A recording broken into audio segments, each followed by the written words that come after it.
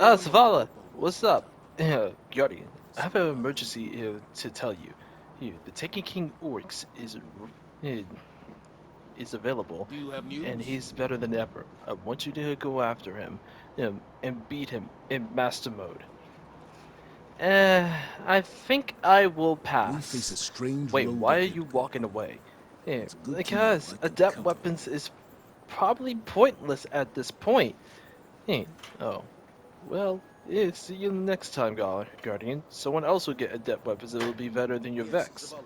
It won't be better than a Vex Mytho class, I will tell you that.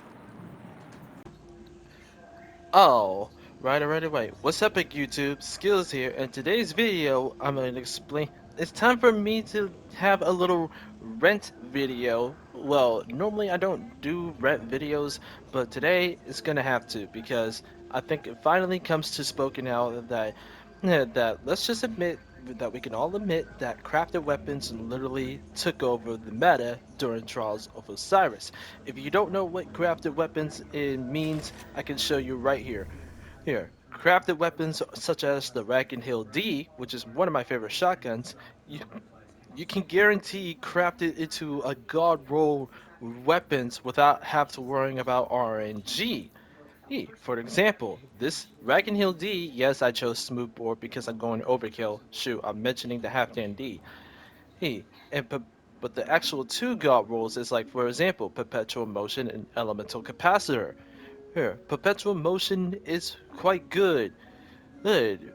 Is already good on its own, but if you this weapon gains stability, handling, and reload speed while the wielder is in motion for a short time. And with elemental capacitor,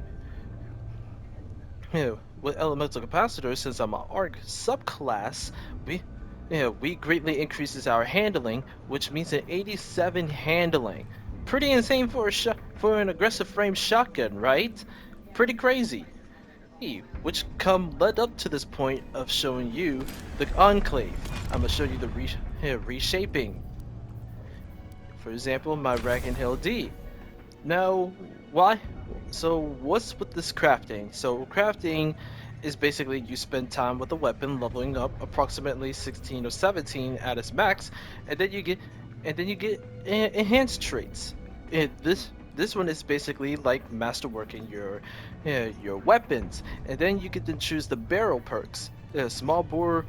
You can choose smooth bore, small bore, corkscrew rifling, barrel shroud, rifle bearing, full choke, accurized rounds, assault mag, tag, light, a pen, steady rounds, an extended mag, and then you can just basically choose whatever the column that you wanted as long as you level up with that weapon. The weapon. An enhanced trait is basically, for an example, the perpetual motion. The difference between the perpetual motion, this weapon gains bonus stability and handling and reload speed while the wielder is in motion. And once you stop for mere seconds, this buff ended. But with an enhanced trait, you, if you stop for a second and point 0.5 left, it will remove your bonuses, your handling bonuses. Yes. Enhanced elemental capacitor, for an example, it increase your stats of your gun depends on your subclass. So an example, I'm an arc, so it increases handling. It got 82, but if I have enhanced elemental capacitor, it will bump it up to 5 plus more. Or all depends on it, and then you get a trials memento, which is one of the most one of the most loved thing about Rack and Hill D. Hmm. So why am I saying? So why am I saying crafted weapons are taking over? Taking over. Well, the funny thing is, remember the Taken King in every other raids, the Vow raids. Well, raid weapons can be craftable too. It will be cost. Will need a required 5 boxes, but stuff like the Taken King, for example, I'll show you in the destination. Bungie recently released the Master King's Fall raid, but the problem about that Master King's Fall raid, sure you get adept weapons like the Hollow, for example, but Why would I spend all that time for an adept weapon if they're not craftable? Eh, You starting to get the problems? Adept weapons cannot be craftable, which is why if you can see on paper during Trials of Osiris, other than no time to explain the being number one, number two battler her 55, the BXR battler.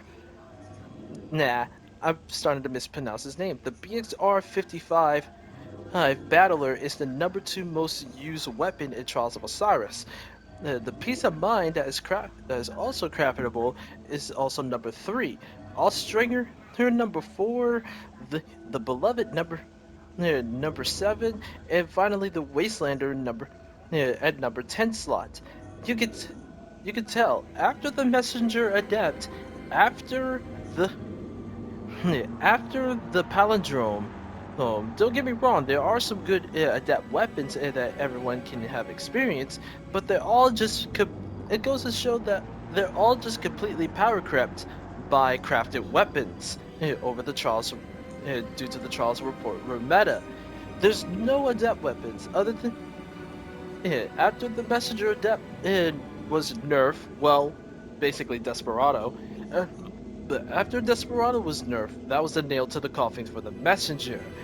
After yeah, after introducing more crafted weapons, after the battler, the BXR battler gets crafted, or anything else gets crafted, they're considered hot in the Trials of Meta report. But with enhanced traits it is better than the regular,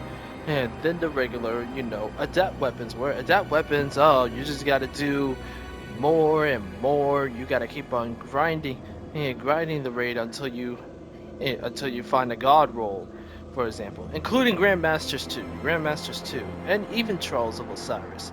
But we can just all admit that, basically adept weapons are no longer part of the meta during in Trials of Osiris. Well, this goes to shows that it makes raids like the Master Vow or even the Take a King Vow kind of pointless, or to an extreme. I hope this is informative. I hope Bungie can realize that adept weapons and uh, there's no point in getting adept weapons because, well, basically, basically crafted weapons took over the meta. If if adapt weapons can be craftable, then probably this will solve the case.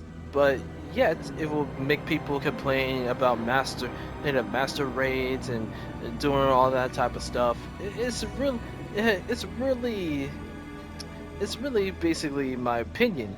So, what do you guys think? Should adept weapons really should be craftable? I would be excited if it was, because let's just face it, no one, no one that I face are using adept weapons during Trials of Osiris days.